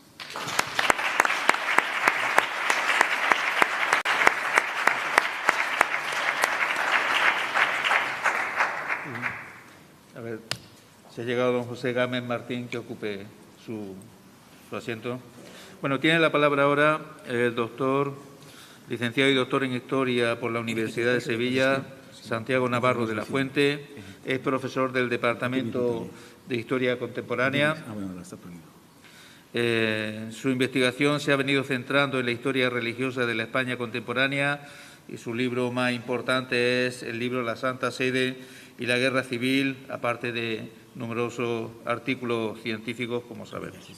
Él nos va a hablar, va a intervenir con una nueva Covadonga, la Iglesia ante la Guerra del Rif. Cuando quieras. Bien, muchas gracias. Muy buenas tardes. A mí me gustaría comenzar aclarando que el título Una nueva Covadonga, la Iglesia ante la Guerra del Rif, responde a una interpretación, quizá una exageración, que aparece en la prensa católica ya muy madura, la dictadura de Primo de Rivera, coincidiendo con la inauguración del Congreso Congreso Mariano Hispanoamericano de 1929 en la Exposición Iberoamericana de Sevilla. Coincidían entonces una serie de actos, de interpretaciones, y se lanzó entonces la idea de que España pudiese estar viviendo una suerte de nueva Covadonga, de un momento fundacional de un nuevo tiempo, que quizás se entiende mejor si consideramos que para el catolicismo del momento, para la Europa de entreguerras, pues la superación de un modelo liberal en política por otras vías que no fueran ni la totalitaria ni la democracia, pues era una idea todavía un tanto sugerente. Por lo tanto, la comunicación lo que trata es de hacer un ejercicio retrospectivo, mirando la actitud de la Iglesia hacia la Guerra del Rif durante la Guerra del Rif, durante los años en los que tuvo lugar, y no la interpretación que de ella pudiera hacerse a toro pasado a partir del año 29. A considerar algunos elementos que influyeron en esta idealización del pasado, o lo que al menos consideramos una idealización del pasado, contribuyen algunos de los hitos del reinado, en perspectiva católica, del reinado de Alfonso XIII. Sin duda, además de la exposición de la significación religiosa del Congreso Hispanoamericano, y tienen a Ilundain bendiciendo la Plaza de España al comienzo de la exposición, la otra fotografía corresponde a 10 años antes, el 30 de mayo de 1919, en que Alfonso XIII consagró España al Sagrado Corazón de Jesús en el Cerro de los Ángeles, uno de los aspectos considerados fundamentales como muestra más clara de la fe católica del monarca para el catolicismo español del momento. El fragmento del que partimos lo tienen en la comunicación, espero que también en la publicación, y lo tienen en la pantalla. Como Isabel la Católica rindió su corona ante la era de la fe, y triunfan las armas españolas en África y España recupera espiritualmente América. Este es el ambiente que, de una manera grandilocuente, pretende recrearse como una vuelta a un regeneracionismo católico, un esfuerzo social por devolver España a lo que el ambiente católico consideraba genuinamente español, que era su vinculación con la fe religiosa. Una interpretación de la historia patria, que con algunos precedentes, pero que tiene su elemento más preclaro en Menéndez Pelayo, y que interpretaba que España debía su ser a la conversión de Recaredo, su esfuerzo a la reconquista, y el premio de la providencia a la reconquista era la evangelización de América, que le había dado su misión desde un punto de vista providencial en la historia de España. Desde entonces, lo único que había hecho España era traicionar, sobre todo durante el siglo XVIII y el XIX, su propio espíritu, decaer, y por lo tanto era necesario devolverla a su propia esencia para restaurarla en su naturaleza más íntima. La cuestión era si la guerra del Rif, que podía encajar, que tenía elementos que permitían un cierto encaje con esta interpretación, el elemento de conquista, la distinta fe religiosa, el salir fuera de las fronteras, pero si realmente había sido así durante la guerra, si la Iglesia había tenido un pensamiento o una posición propiamente espirituales o trascendentes sobre el papel de España en Marruecos y especialmente sobre la guerra del Rif. Claro, cuando uno comienza a mirar la cuestión, se da cuenta de que tiene pues un particular comienzo. Un incómodo compañero, aquello de que con quien te vi te comparé. El Papa Sarto, Pío X, a quien ven en la imagen, había condenado con bastante efusividad en su Vehement Noz de 1906 el proyecto de separación de la Iglesia y el Estado francés de 1905. La cuestión colonial, el papel colonial de España, iba de la mano de una Francia que no se consideraba, desde luego, un ejemplo de celo apostólico durante su Tercera República. A esto habría que añadir que durante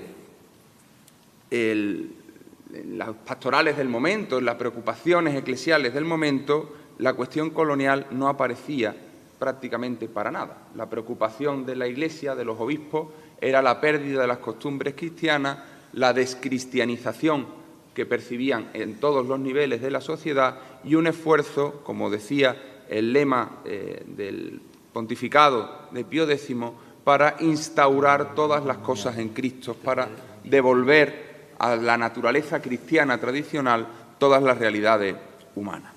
A partir de 1921, del desastre de Anual, siento que la fotografía se haya desplazado en la presentación, toda esta interpretación pues eclosiona, porque entonces sí, de una manera indudable, aparece la magnitud del problema. El seguimiento de la prensa católica para el momento, sin embargo, no deja ver una preocupación, diríamos, en términos religiosos, apostólicos, de expansión de la fe, de términos misionales, ni siquiera, en esto creo coincidir con el compañero que me sigue, ni siquiera el uso de la palabra cruzada, para la que Ilundain tendrá todas las prudencias, sino que antes bien se identifica claramente con la posición de Maura, llevando a la portada del periódico sevillano, propiedad del arzobispo hispalense, el 7 de agosto del 21, cuestiones como que yo no quería que nuestro ejército guerrease en África y que la de Maura, la posición abandonista de Maura, había sido una visión profética de lo que estaba ocurriendo. Es decir, que los medios católicos deseaban un abandono lo más rápido y lo más pronto posible de las posiciones en Marruecos, o al menos eso dejaban ver durante el desastre. En Sevilla aquella semana coincidieron con el cambio de arzobispo. Almaraz fue trasladado a la sede primada de Toledo, le sucedió Ilundain, el navarro Ilundain, en la sede de Sevilla, pero su llegada se retrasó porque quedó convaleciente. Mientras tanto, lo que se organizó en su ausencia fue una recaudación un tanto forzada a beneficio de la asistencia a los heridos, que obligaba, por así decirlo, al clero a entregar una parte de su retribución para la causa. Venía a decir en el boletín oficial que aquel que no estuviera de acuerdo que lo indicara específicamente, porque se entendía por defecto que todo el mundo iba a contribuir, el primero el prelado con un donativo de 500 pesetas. La cantidad final fue de 4.212,85, al menos hasta el mes de noviembre, pero se trataba de una iniciativa a la que la Iglesia se había sumado, pero que no había abanderado ella, no era una idea que partiese de ello. El fragmento en el que tienen corresponde a una carta de Ilundain, una petición de Ilundain pidiendo oraciones y socorros monetarios, en los que justifica, es el fragmento que he podido encontrar que más se aproxima a una justificación teológica o intelectual de la presencia española en Marruecos, de la que puedo subrayarle que la Iglesia jamás olvidó que uno de sus oficios maternales es ayudar a la benéfica prosperidad de los pueblos y al incremento de la verdadera civilización y sólido progreso. Por eso bendice las gestiones de los pueblos y de los gobernantes que se encaminen a fines tan elevados y ora por el éxito de aquellas mientras estén inspiradas en los móviles supremos de justicia y del bien común. Aunque sea dolorosa la necesidad del proceso bélico, cuando es necesario, bendice a los ejércitos.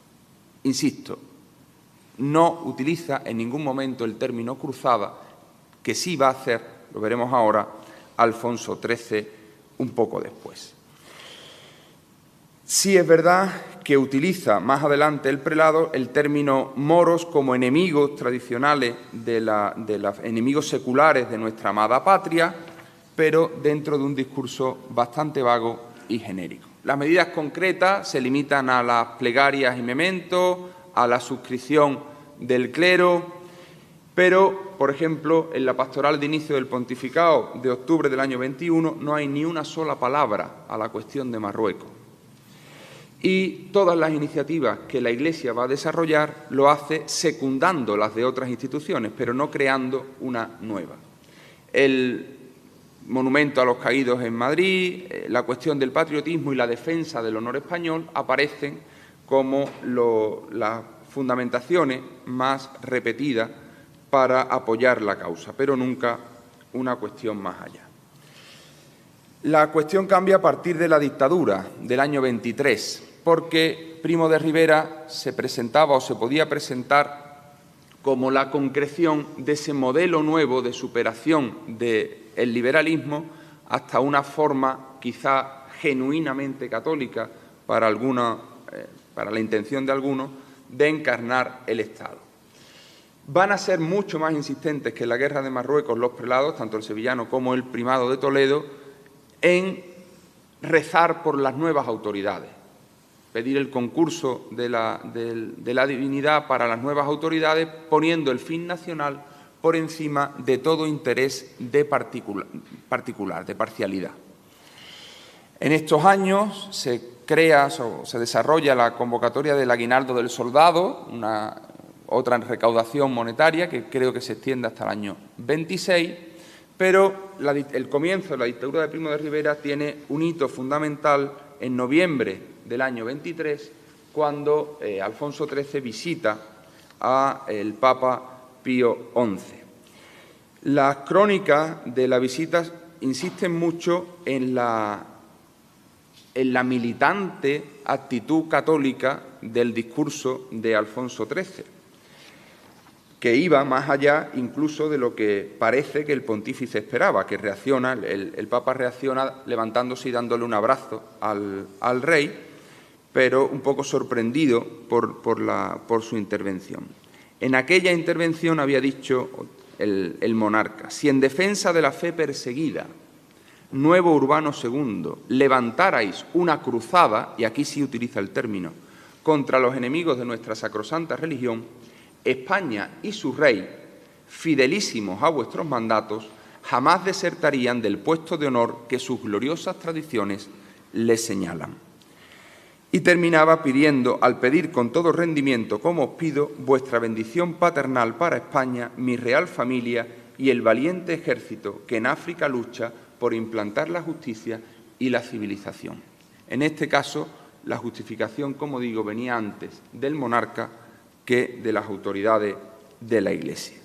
Siguieron, eso sí, bastantes invitaciones a la oración y a pedir el apoyo, el auxilio divino a la campaña, con dos hitos en el año 27, la celebración de la paz, para la cual se convocaron los fastos el 12 de octubre, Día de la Raza, pero también el 25 aniversario del reinado, que se celebraba, como ya nos apuntaba el profesor Álvarez Rey al comienzo de la tarde, el 17 de mayo del año 29. Para esa fecha, el hito fundamental del reinado de Alfonso XIII que la prensa católica celebró fue precisamente aquella consagración al Sagrado Corazón de Jesús del 30 de mayo del año 19. En lo que a mí me parece que puede concluirse de este seguimiento, quizá amplio y que podría ser o debería ser un tanto más profundo, pero al menos como primeras conclusiones, es que, siendo un conflicto en el que mediaban muchos elementos simbólicos que recordaban al discurso tradicional de la vinculación de la identidad española con la fe católica, en realidad el desarrollo o la participación de la Iglesia o el apoyo que la Iglesia daba a la presencia en Marruecos era antes patriótico que apostólico. En nada respondía a un interés estrictamente religioso. Ese momento coincidía con una percepción de decadencia de las costumbres religiosas en términos generales, en nada relacionada con la presencia ni con la cuestión colonial. Y se destacan la debilidad de los posicionamientos ideológicos o los planteamientos reflexivos o teológicos en relación a la presencia colonial por parte de las autoridades eclesiásticas. La adhesión a la guerra fue una cuestión de adhesión patriótica y probablemente también de adhesión monárquica, de mantenimiento de las seculares estructuras tradicionales en España, pero no respondió a un convencimiento pastoral ni a una estructura eminentemente religiosa, al menos en lo que hemos podido ver. Ello se puede sintetizar, se puede apreciar muy bien en la reacción, en el ejemplo de la reacción de Maura, con la que parecen identificarse buena parte de los sectores católicos. Por lo tanto, si se habló de una nueva Covadonga, se hizo solo de modo retórico y propagandístico, pero muy poco pudo deberse a la significación religiosa en términos católicos de la guerra de Marruecos. Muchas gracias. Muchas gracias.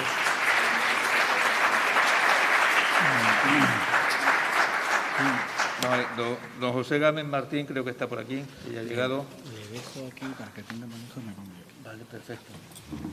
Bueno, brevemente, él es licenciado en Filología Hispánica, diplomado en Teología y Liturgia, diplomado en Genealogía, Heráldica y Nobiliaria, académico de la Andaluza de la Historia y de otras instituciones académicas. Ha escrito muchos artículos en obras colectivas, congresos, revistas, y es la tercera vez que participa en las jornadas de Historia Militar de la Cátedra General Castaños.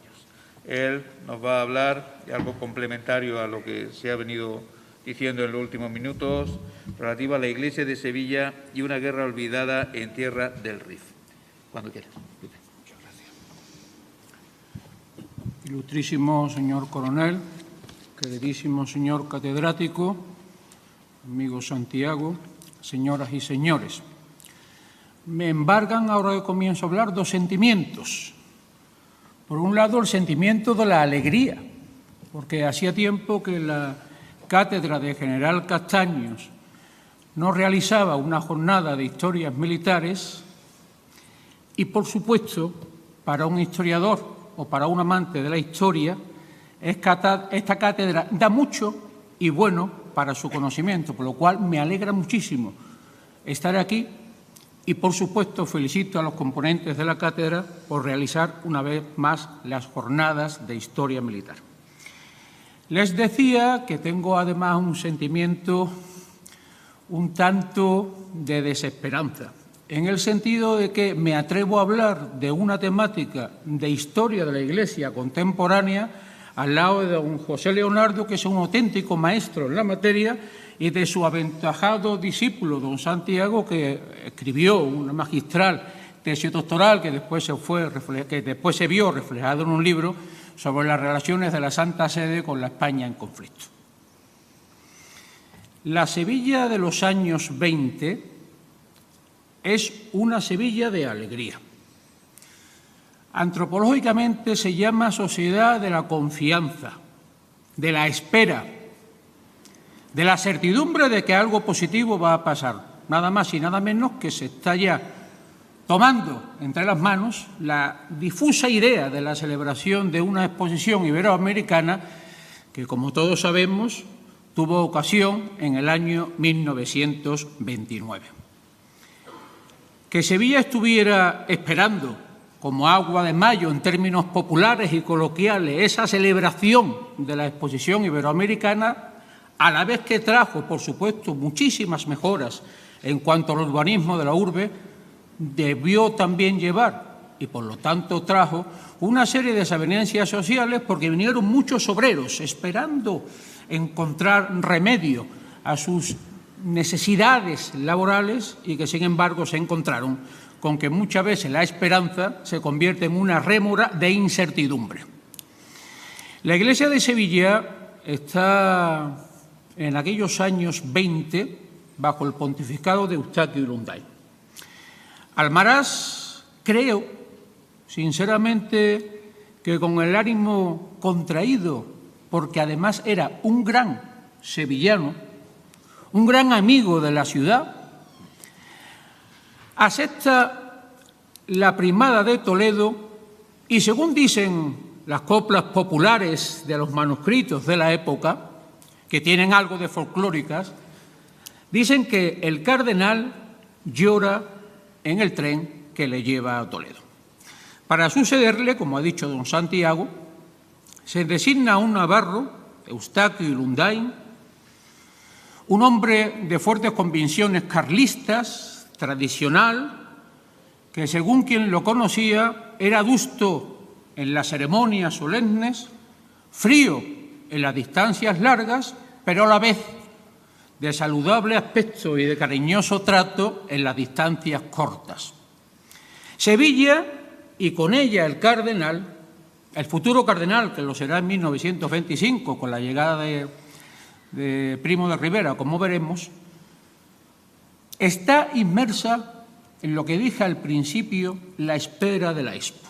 Entiendo que la guerra de Marruecos, que como bien ha dicho don Santiago, tenía poca identidad religiosa, porque se trataba de un asunto político, imperialista español, de lo poco que nos quedaba de aquel desastre del 98, ve la Iglesia en lontananza, demasiado lejana. Ilundain es elegido arzobispo de Sevilla, según la bula, en diciembre de 1920, casi coincidente con la marcha de Almaraz a Toledo, pero Ilundain, como pasa siempre en los interregnos arzobispales, tarda meses en hacer presencia en su sede, por lo menos presencia oficial, y ese verano le ataca unas fiebres tuberculosas con unas molestias enormes en su aparato digestivo, por lo tanto no llega a Sevilla hasta septiembre de 1921.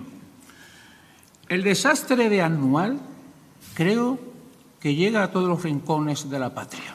Hay una frase solemnísima que ha pasado a la historia de la literatura española de Cervantes, el famoso Manco de Lepanto, en la batalla triunfal de las armas de Felipe II de la Isla Santa. No vio nadie ocasión como esta batalla que no se puede ver en los siglos. Sin embargo, en la batalla de Lepanto, algún columnista, parafraseando un tanto vulgarmente la expresión inconmensurable de Cervantes, habla de Anual como el mayor desastre que han visto los siglos. El español siempre es propio para las grandezas convertirlas en tragedia, para la palabra eterna del Cervantes convertirla en periodismo absolutamente populachero. En el desastre de Anual no está Irundain presente en la diócesis, pero se ocupa, mandando una carta personal al deán para que se hiciese un solemne funeral en ese mes de julio en la catedral, que rodeó, como ustedes suponen, toda la grandeza litúrgica del excelentísimo Cabildo de las Magnas Hispalenses. Tras su toma de posesión, Irundain comienza con una visita pastoral que lo tiene muy lejano de las circunstancias que ocurren en Marruecos.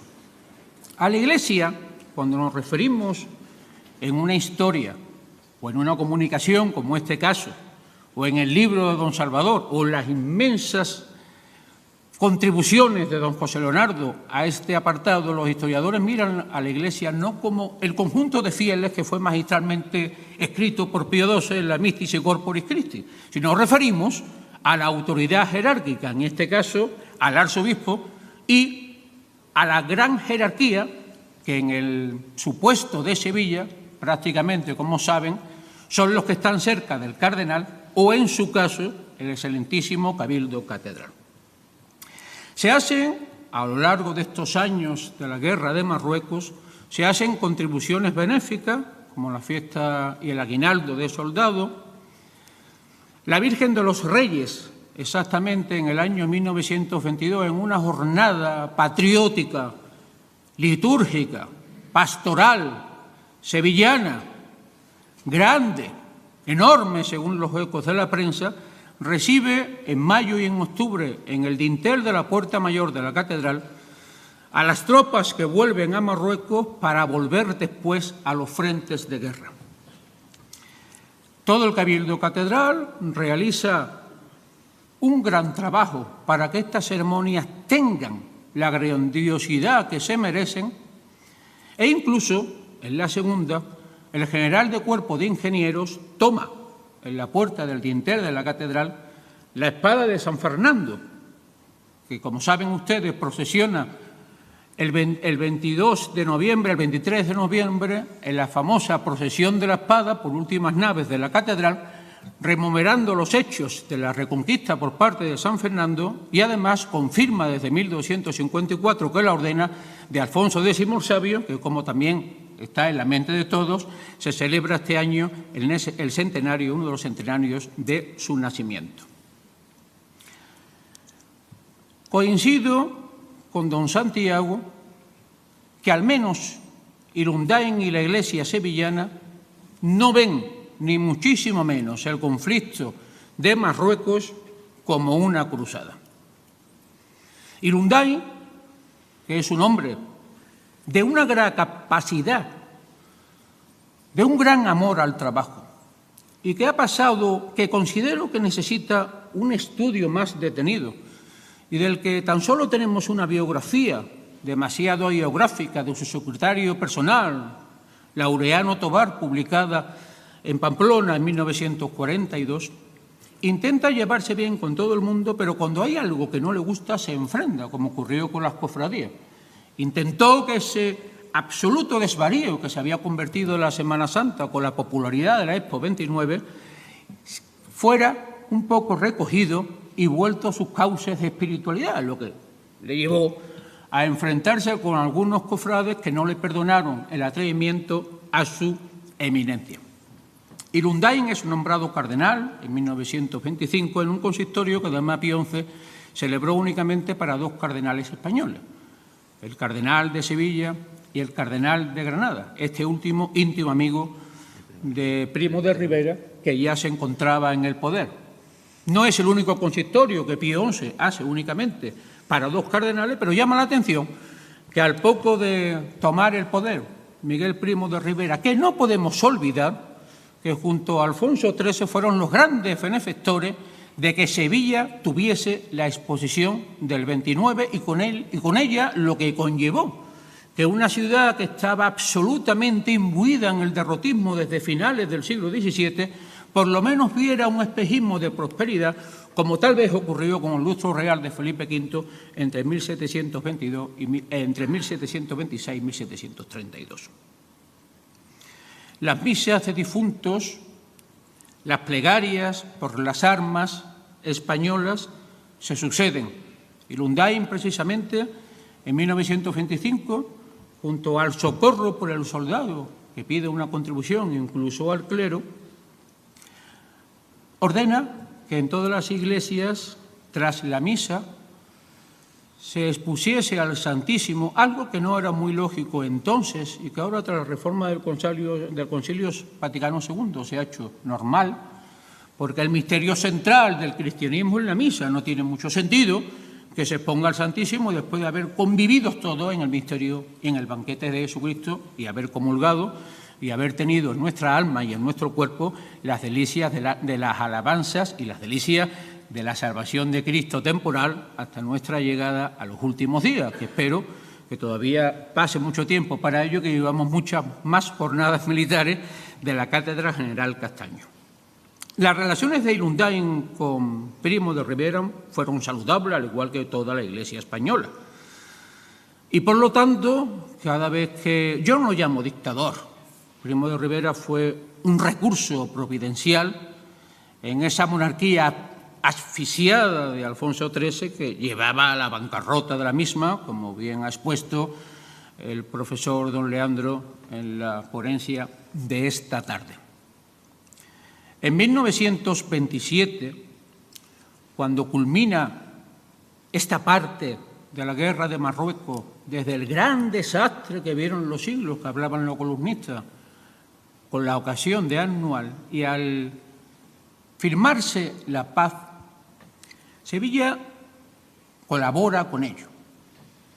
Pero se realiza una misa pontifical coincidiendo con la fiesta nacional del 12 de octubre, que religiosamente conlleva también la memoria de Nuestra Señora del Pilar, y en esa fiesta absolutamente, y volviendo a las rúbricas litúrgicas de una solemnidad solemnísima, y me perdonen ustedes la redundancia, estuvieron presentes todas las autoridades militares y civiles. Y según las crónicas, multitud de sevillanos hicieron en la calle con gallardetes y banderas en los balcones la alegría que embargaba lo que al fin y al cabo no había sido cruzada por la fe, sino que había sido una cruzada política para intentar quedarnos dormidos tras la desastrosa gestión de finales del siglo XIX. Y como no puede haber felicidad sin soledad, como no puede haber cuerpo sin enfermedad, al día siguiente, con las mismas autoridades presentes, se llevó a cabo un solemne funeral con las armas de los que habían caído en tierras africanas. Con eso se cierra la participación, en la comunicación está más extendida, la participación de la Iglesia sevillana, vuelvo a repetir, de la jerarquía y de su eminencia reverendísima, el doctor Eustaquio y Lundain y Esteban, en la guerra de Marruecos. No se ve como cruzada, se ve como guerra política, pero un prelado, y además con la categoría de la Iglesia hispalense, que además, aunque le corresponde a Sevilla, le correspondía por aquella época el honor del capelo cardenalicio, además debía ese capelo a la buena relación con don Miguel, es normal que don Eustaquio viviese, aunque fuese en la lejanía, lo que sufrían los hijos de Dios en esos campos de batalla. Les agradezco de nuevo su atención, de nuevo mi alegría y mi confianza en que la Cátedra General Castaño seguirá dando jornadas de gloria para la historia nacional. Vivir la historia de España, comprenderla, es un camino fértil, es un camino de alegría, Es un camino de confianza, es un camino de estímulo, es un camino que embarga al espíritu en la absoluta trascendencia que tiene esta nación. Y trabajar por esa historia, leer esa historia, escribir esta historia y hablar brevemente de esta historia es el mejor sendero para vivir en la absoluta, en la clara, en la diáfana y en la sencilla y a la vez fuerte esperanza. Muchas gracias. Gracias, Pepe, por la alusión y muchas gracias. Muchísimas gracias a ti. Muy bien, creo que tenemos todavía unos minutos, no muchos, para algunas preguntas, si las hubiere. ¿Alguna pregunta? Yo voy a hacer un comentario. Es decir, porque aunque no aparezca el término cruzada, es que han tocado un tema especial, ¿no? Cuando en la Iglesia se habla de patriotismo, se está interviniendo en aspectos teológicos. Porque la patria, es decir, eso no hay nada más que repasar, la suma teológica y demás, exactamente, está relacionada con el cuarto mandamiento de la Iglesia. Es decir, la patria es la familia en extenso. Entonces, muchas veces cuando leemos los textos, las pastorales de los prelados, posiblemente no utilicen el término cruzada, que se ha utilizado antes, que se ha utilizado después, pero, por ejemplo, en unas circunstancias parecidas, como es la Guerra de Cuba, el término patriotismo lo está utilizando Marcelo Espínola constantemente, y además él está dando ese sentido teológico, ¿de acuerdo? Así que si aparece el término patriotismo por parte, en este caso, del cardenal Ilundain, que junto a Vicente Casanova y Marzol de Granada, efectivamente, reciben el capelo en el año 25, en realidad está hablando tácitamente de aspectos teológicos, ¿de acuerdo? Aunque no aparezca el término cruzada, que tiene un carácter mucho más religioso, pero más solamente como aclaración. ¿No hay preguntas? Yo he hecho este comentario. Bueno, pues si no hay nada más, un recordatorio. Mañana no estamos aquí. Perdona, que no. Dime. Hola, buenos días. Muchísimas gracias, señoras presentes en esta jornada.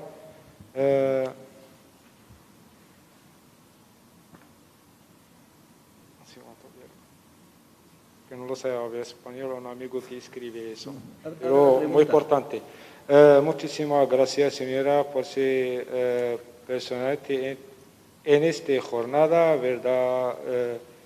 verdaderamente importante, no solo para el pueblo español, sino también para el pueblo rifeño en original y aquí en la diáspora, del cual yo soy ya un refugiado político.